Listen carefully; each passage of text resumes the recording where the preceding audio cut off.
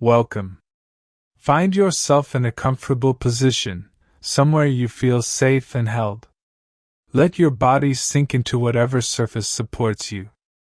Tonight, we're going to journey through a story together, a story about love and loss, about beauty and pain, about the way human hearts can find each other and then, sometimes, have to let go.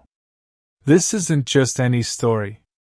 It's a story that many of us carry within ourselves, in different forms, with different faces and names, but with the same essential truth at its core. Love is one of the most profound experiences we can have as human beings, and sometimes the deepest loves are the ones that don't last forever, the ones that teach us the most about ourselves, about vulnerability, about what it means to truly connect with another soul. As we move through this story, let yourself breathe slowly and deeply. There's nowhere you need to be, nothing you need to do. The world outside can wait. Right now, in this moment, you're here, and that's enough. You're safe. You're allowed to feel whatever arises as we explore this tale of two hearts that found each other in the chaos of existence. The story we're about to share takes place in a city much like any other, where millions of people pass by each other every day, most of them strangers, most of them never to meet again. But sometimes, in the midst of all that rushing and moving and searching, two people find each other. And when they do, it feels like the universe has conspired to bring them together, like every step they've ever taken has led them to that precise moment. Let your breathing settle into a natural rhythm now. In and out, like waves on a shore. As you breathe, imagine you can feel the weight of your own story, your own experiences with love, being acknowledged. Whatever you've been through, whatever heartbreak or joy you've known, it's valid. It's real. And tonight, as we share this story, perhaps you'll find echoes of your own journey within it. Stories like this one serve a purpose. They remind us that we're not alone in our pain, that heartbreak is a universal human experience, that the ache we feel when love ends is actually a testament to our capacity to love deeply in the first place. Only someone brave enough to open their heart can know the particular sorrow of having to close it again, of having to say goodbye to someone who once meant everything. So settle in now, deeper and deeper. Let your eyelids grow heavy if they haven't already. Let the muscles in your face soften, your jaw unclench, your shoulders drop away from your ears. We're going to move slowly through this story, taking our time with each moment, each memory, each feeling. There's a particular kind of peace that can come from sitting with sadness, from allowing ourselves to feel it fully rather than pushing it away. Our story begins on an ordinary Tuesday afternoon in autumn, when the leaves were just beginning to turn golden and the air had that first hint of coolness that makes you want to wear a sweater and hold something warm in your hands. It was the kind of day when you notice the quality of light is different, softer somehow, as if the sun itself knows that summer is ending and wants to make its final days gentle and beautiful. In this city, in this particular afternoon light, two people were going about their separate lives, completely unaware that they were about to meet. Neither of them was looking for love. Neither of them was even thinking about romance or connection or the possibility that today might be the day that changed everything. They were simply existing, moving through space and time like all of us do, trying to get through another day, another week, another season of their lives. But fate, or chance, or whatever force governs these things, had different plans. Sometimes the most significant moments of our lives arrive without announcement, without preparation, without any indication that we should pay attention. They slip in quietly, disguised as ordinary moments, and only later do we realize that everything shifted in that instant. Take another deep breath now. Feel your body becoming heavier, more relaxed. Your mind might already be starting to drift, to wander, and that's perfectly fine. You don't need to hold on to every word. Let the story wash over you like water, like music, like a lullaby. The important parts will stay with you, will settle into your consciousness in their own way, in their own time. As we prepare to meet our two characters, I want you to know that this story doesn't have a traditional happy ending. But it has truth. It has beauty. It has the kind of honest emotion that makes us feel alive, that reminds us we're capable of deep feeling. And sometimes, that's its own kind of happiness, isn't it? To have felt something real, even if it hurt. To have loved someone truly, even if it ended. To have been vulnerable enough to let someone in, even if they eventually had to leave. The story we're about to tell is about Emma and James, though their names could be anything, could be your name, could be mine. They're every person and no one, specific and universal, unique and utterly familiar. In them you might see yourself, or someone you've loved, or someone you've lost. And that's exactly as it should be. Emma was 28 years old when she met James, and she had long ago stopped believing in the kind of love that changes everything. She'd had relationships before, of course. She'd dated, she'd cared about people, she'd even thought she was in love once or twice. But there was always something missing, some essential element that made her feel like she was going through the motions rather than truly living. She worked at a small bookstore in the Arts District, one of those charming independent shops with wooden floors that creaked and shelves that reached to the ceiling and the kind of peaceful atmosphere that made people want to stay for hours. Emma loved her job, loved being surrounded by stories all day, loved the quiet customers who came in knowing exactly what they wanted and the curious ones who browsed for hours without buying anything. On this particular Tuesday, she was restocking the poetry section, standing on a small ladder, when she heard the bell above the door chime. She didn't look up right away. The poetry books required attention, required being placed just so, and she was absorbed in her task, in the simple pleasure of organizing beautiful things. James walked into the bookstore with no particular purpose other than killing time before a meeting. He was 31, worked in architecture, and had recently moved to the city for a new job. He knew almost no one here, and the loneliness was starting to wear on him, though he wouldn't have admitted it to anyone, perhaps not even to himself. He wandered through the aisles, running his fingers along the spines of books, not really looking for anything specific. And then he turned a corner and saw her, standing on that ladder, completely focused on the books in her hands, a strand of dark hair falling across her face.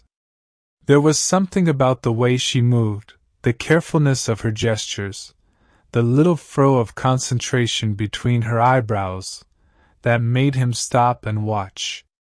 Emma felt someone's gaze and looked down. Their eyes met, and for a moment neither of them spoke. It wasn't love at first sight, not exactly. It was more like recognition. Like some deep part of each of them knew the other, had been waiting for the other, even though they'd never met before. "Sorry," James said, breaking the silence. "I didn't mean to stare. You just looked very absorbed in what you were doing." Emma smiled, a small, genuine smile that reached her eyes. "It's fine. Poetry requires respect. These books have souls, I think. You can't just shove them on a shelf." "You can't just shove them on a shelf," James repeated, as if testing the words. "I like that. I feel the same way about buildings." "You're an architect? How did you know?" "Lucky guess. Or maybe the way you've been looking at the ceiling." Most people don't notice ceiling details. James laughed, and the sound filled the quiet bookstore like light filling a dark room. You're observant. Occupational hazard. When you work around books all day, you learn to pay attention to details. This was how it started. With ordinary words, ordinary moments, the kind of conversation that happens 1,000 times a day in 1,000 different places. But somehow, between these two people, the ordinary became extraordinary. They talked for 40 minutes while Emma finished her restocking, about books and buildings and the city and the way autumn felt like both an ending and a beginning. When James finally left, he had 3 books of poetry under his arm, books he probably wouldn't have bought otherwise, books he chose because Emma recommended them with such genuine enthusiasm that he couldn't help but be interested. And he had her phone number, written on the back of a bookmark in her careful handwriting. That night, lying in your bed now, feeling more and more relaxed with each breath, imagine that feeling of new connection. That flutter of possibility. That sense that maybe, just maybe, something significant has begun. Your body is so heavy now, so comfortable, sinking deeper into rest with every word of this story. James texted her the next day. Just something simple. Started reading the Mary Oliver collection. Now I understand what you meant about paying attention. Emma smiled when she saw the message. She was on her lunch break, sitting in a small park near the bookstore, and the sight of his name on her screen made something warm bloom in her chest. She has a way of making you see the world differently, doesn't she? They texted back and forth throughout the day, easy messages, nothing too deep or intense. Just the pleasant getting-to-know-you exchanges that happen when 2 people are interested in each other. But beneath the casual words was something else, a current of real connection, of genuine interest, of that rare feeling that you've found someone who speaks your language. Their first official date was 3 days later.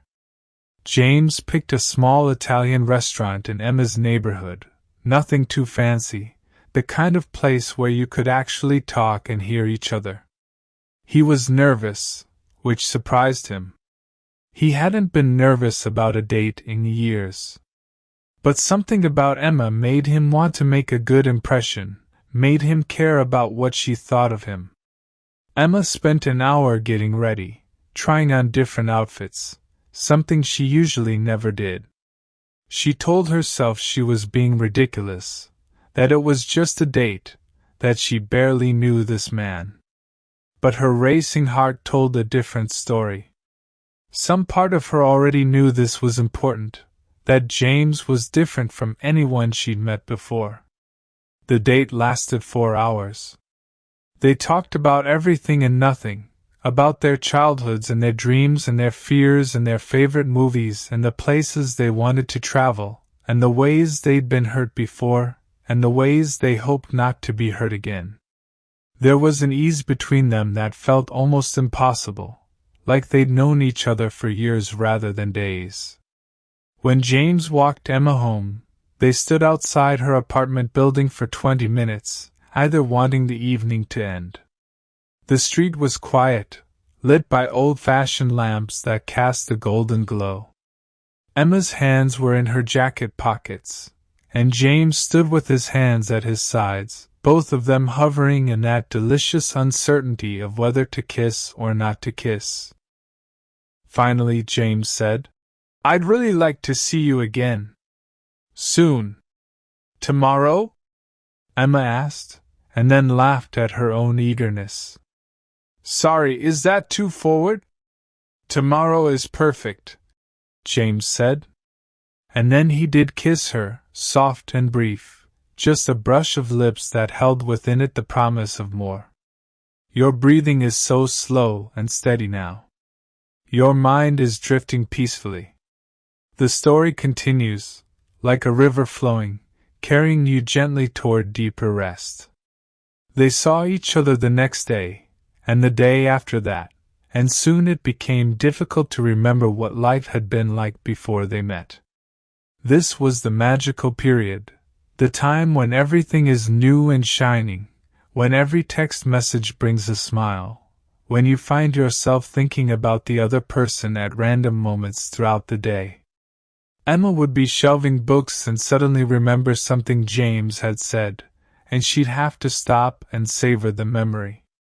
James would be at his drafting table and find himself sketching buildings with windows shaped like book pages, unconsciously incorporating Emma into his work.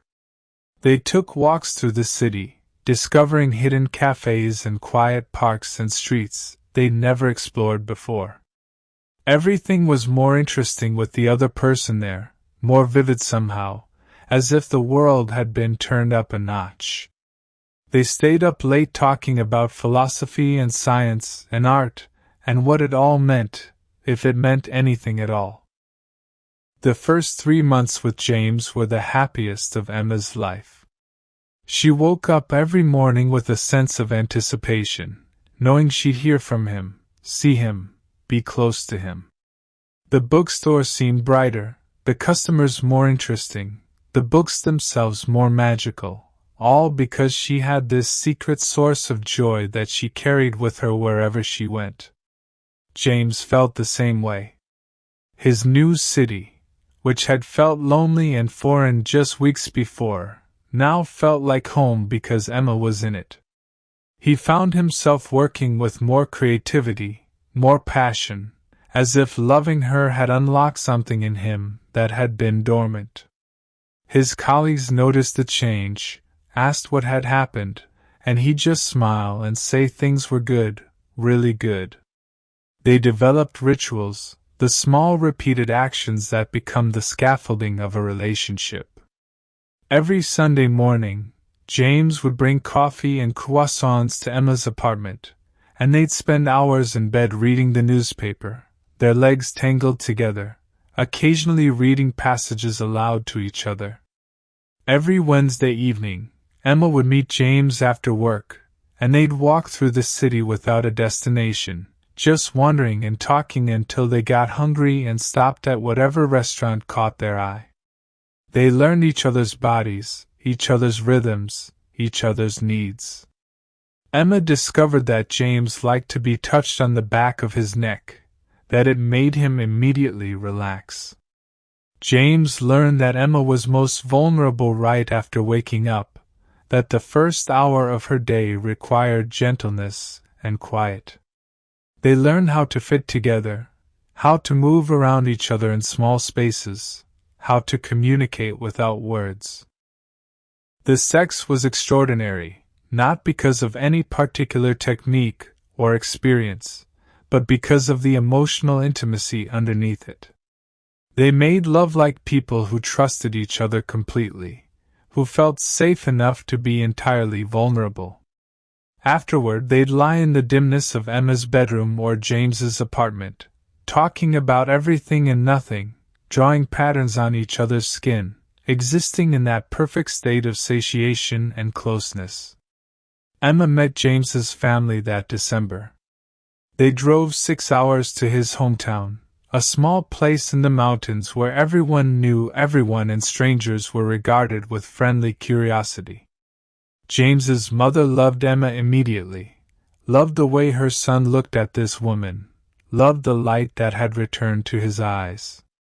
His father, more reserved, warmed up over dinner, charmed by Emma's genuine interest in his woodworking hobby.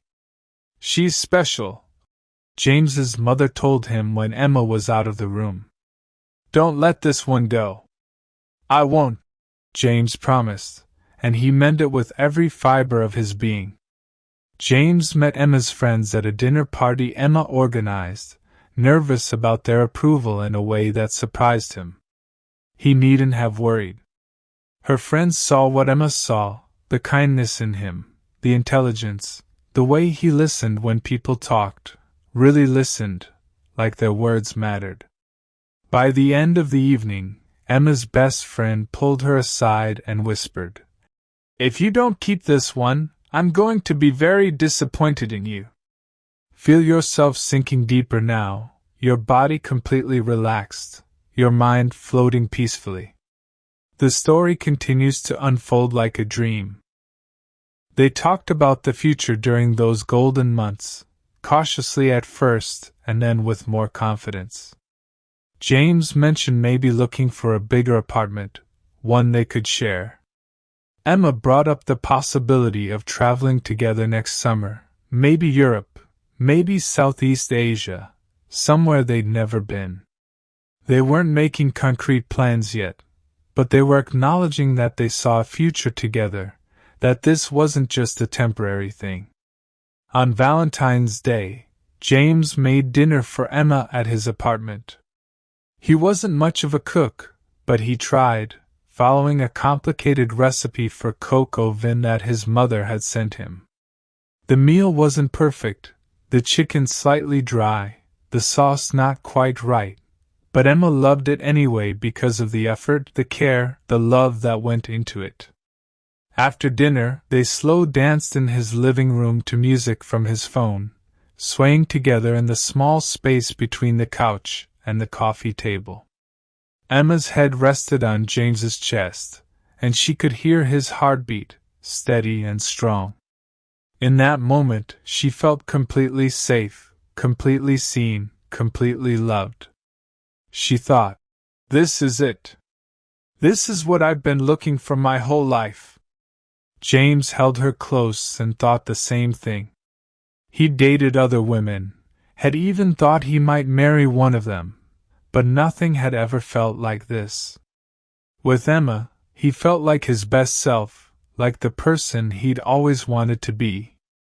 She made him want to be better, to work harder, to build beautiful things, to contribute something meaningful to the world.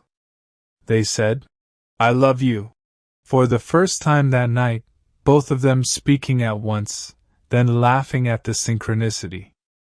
The words felt both monumental and completely natural, like they'd been hovering between them for weeks, just waiting for the right moment to be spoken aloud.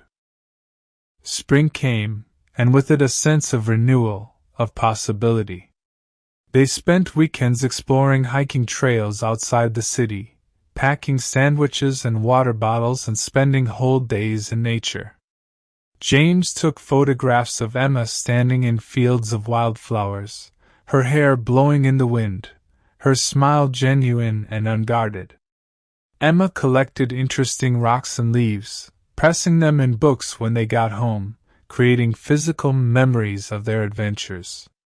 They had their first real fight in April, something silly about whose turn it was to buy groceries, but it escalated into something bigger, touching on deeper issues of responsibility and expectations. They both said things they didn't mean, words sharpened by frustration. Emma cried, and James felt terrible, and they spent the evening talking it through, learning that disagreements didn't mean the end, that conflict could actually bring them closer if they handled it right. "I'm sorry," James said, holding Emma's hands. "I never want to make you cry." "It's okay," Emma said, wiping her eyes. "We're learning. This is part of it, isn't it? Learning how to be together even when things are hard?" They made up, and the make-up sex was intense and emotional, both of them clinging to each other like they were afraid to let go. Afterward, lying in the darkness, Emma thought about how even their fights felt meaningful, felt like part of building something real and lasting. "Your eyes are so heavy now, your body so deeply relaxed. Let the story wash over you like a gentle tide." By summer, they had fallen into a comfortable rhythm. Emma kept a toothbrush at James's place, and he had a drawer of clothes at hers. They talked every day, saw each other most days, but still maintained enough independence that they didn't feel suffocated. It was a balance, a dance, and for a long time, it worked perfectly. They celebrated their 6-month anniversary at the restaurant where they'd had their first date. Over wine and pasta, they reminisced about that first evening, how nervous they'd both been, how they'd each gone home thinking about the other, wondering if this might be the start of something special. "I knew that night," Emma admitted. "I knew you were different." "So did I," James said. "I tried to tell myself I was being ridiculous, that you can't know someone after one date. But I knew." They toasted to 6 months, and to 6 more, and to however long the universe would give them. In that moment, neither of them imagined that, however long, might be shorter than they hoped. Neither of them saw the shadows gathering at the edges of their perfect golden period. They were too happy, too content, too wrapped up in each other to notice the first subtle signs that things might not always be this easy. Emma's bookstore started having financial troubles that summer. The owner, an older woman who'd run the shop for 30 years, was thinking about selling, maybe even closing. The news troubled Emma more than she let on. The bookstore wasn't just her job, it was her sanctuary, her identity, the place where she'd met James. James's architecture firm won a major contract, a huge project that would require intense focus and long hours for at least a year. It was an incredible opportunity, the kind of thing that could make his career, but it also meant less time, less energy, less availability. These were the first cracks, invisible at first, like hairline fractures in a foundation that seem like nothing until the weight above them becomes too much. But for now, in this golden period, they didn't see the cracks. They only saw each other, only saw the love they shared, only saw the beautiful present moment stretching out endlessly before them. The changes came gradually, so slowly that neither Emma nor James noticed them at first. It started with James's new project at work. What was supposed to be long hours became very long hours. What was supposed to be temporary became the new normal. He'd leave for work early and come home late, sometimes after Emma was already asleep. Weekends that used to be sacred, devoted entirely to each other, now often included James working from his laptop, distracted and stressed. Emma tried to be understanding. She knew this project was important, knew that James was building his reputation, establishing himself in a competitive field. She told herself it was temporary, that things would go back to normal once this phase passed. But as weeks turned into months, she began to feel the absence of him even when he was physically present. Their Sunday morning ritual was the first casualty. James started having to work on Sundays, or he'd be so exhausted from the week that he'd sleep until noon, too tired to bring coffee and croissants, too depleted to do anything but lie on the couch and zone out in front of the television. Emma missed those mornings more than she knew how to express. They had been her anchor, her proof that they were still them, still connected, still choosing each other. The Wednesday evening walk stopped next. James would text from the office at 7, 8, 9 p.m., saying he was sorry but he couldn't get away, maybe next week, definitely soon. Emma would read these texts sitting in the bookstore after closing, already dressed and ready to meet him, and she'd feel something cold settle in her chest.